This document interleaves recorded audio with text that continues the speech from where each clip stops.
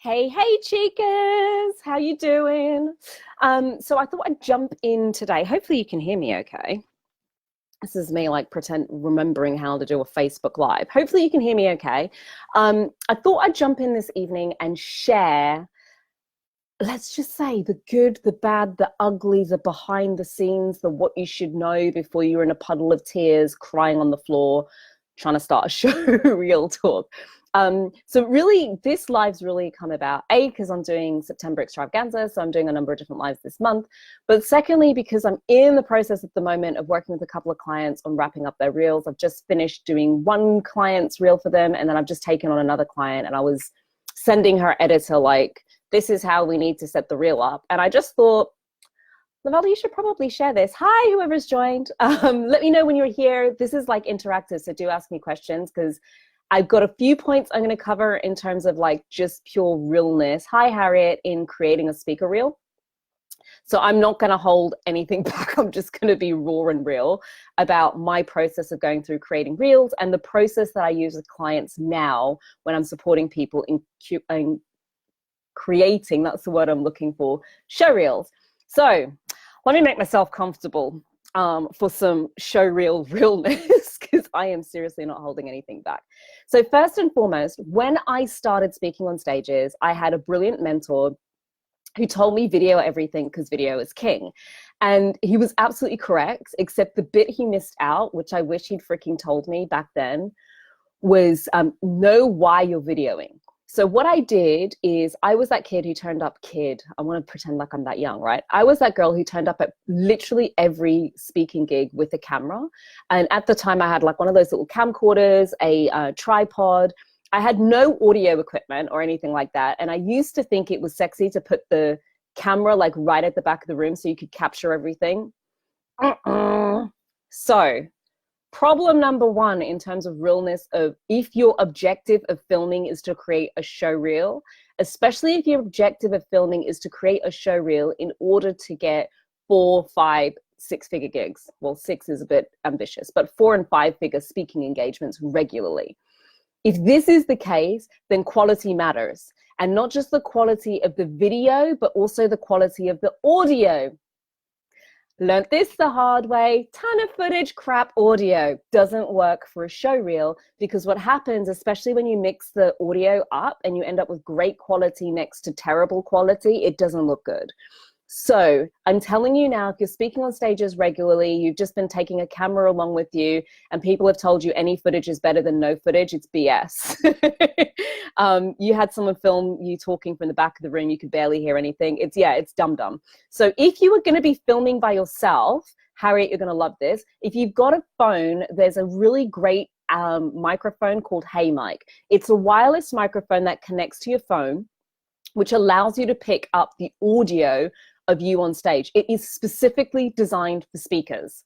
I really need to get the organizer in here to have a chat with us, but it's awesome. My husband uses it all the time. I tend to get the quality footage from the video. I either bring a videographer or from the event organizer. But if you have to film by yourself and you want reasonable quality footage to get started, most phones will give you reasonable quality footage, but you need to connect it to great quality audio or the footage is going to be useless. Julia, yeah, that's her, Julie.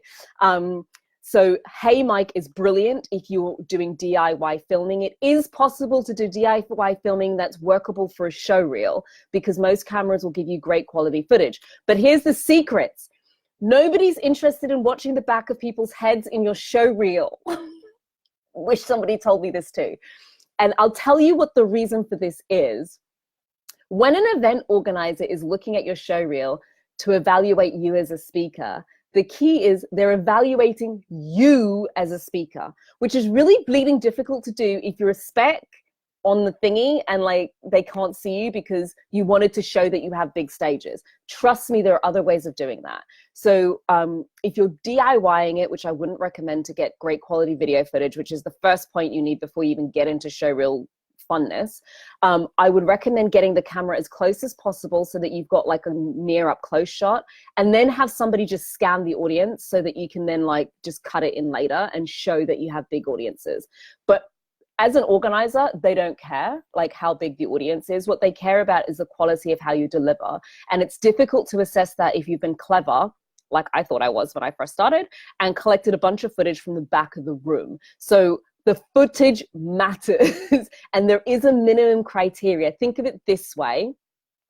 Whatever fee you want to get, like, does the footage represent somebody who legitimately charges that fee? So if you're going out telling people that you charge 5K or 10K a speaking gig, if I looked at your video footage, does it look like the video footage of somebody who's running a business, regularly being on stage, being paid that fee? Because if it doesn't, they don't believe you anyway when they look at the footage. So first thing, like before you even get into the reel, if you haven't got any good to great quality footage, ideally you just want professional quality video footage, don't bother, because what will happen is you'll pull it together and it will undermine you, not enhance you. You may as well just get somebody to record one talk really well or talk to camera or something like that. But trust me, when you're doing a reel to get you books, you need great quality video footage. That's the first thing. I'm going to take things off my list. If you got any questions, ask me, because I'm literally just sharing like everything that was on my mind as I was creating this reel today. And I thought, I need to share this stuff because people need to know. The second thing is, before you build a show reel at all, and it sounds really basic, but I'm going to tell the truth. When I was looking through the video reels and the video footage for most people who applied to speak at the Female Speakers Conference, the footage they showed me broke this rule in the first instance, which meant it rendered it useless and actually convinced me not to book them rather than the other way around.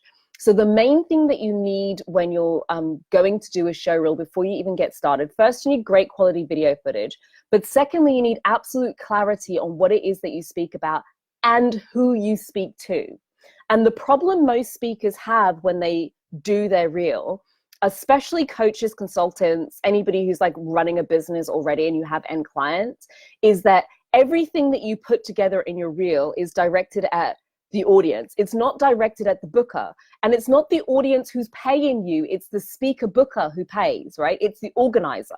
So the first thing is, before you even start smashing footage together, who is the footage for? Because if you're not clear, what happens is you'll have something that looks really beautiful, but it will be freaking useless.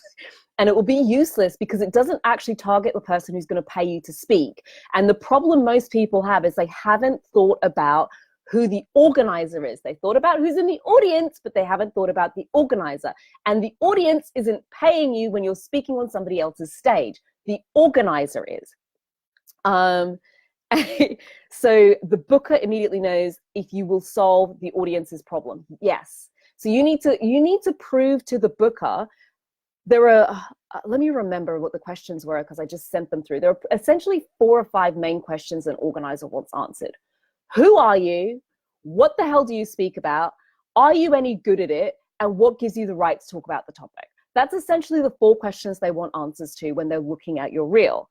Now, if you pull this reel together with a whole bunch of testimonials of your clients, that confuses an organizer. And the reason it confuses an organizer is because now I'm kind of like, so you're a really great coach, but like, how does this help me know that you speak about this? Is this really something that you speak about? Now I'm confused because nobody's telling me you're great at delivering this as a message, but they're telling me you're great at working with them, but that's not what I want you to do. I want you to speak on a stage, and now I'm confused and I don't know whether I should book you.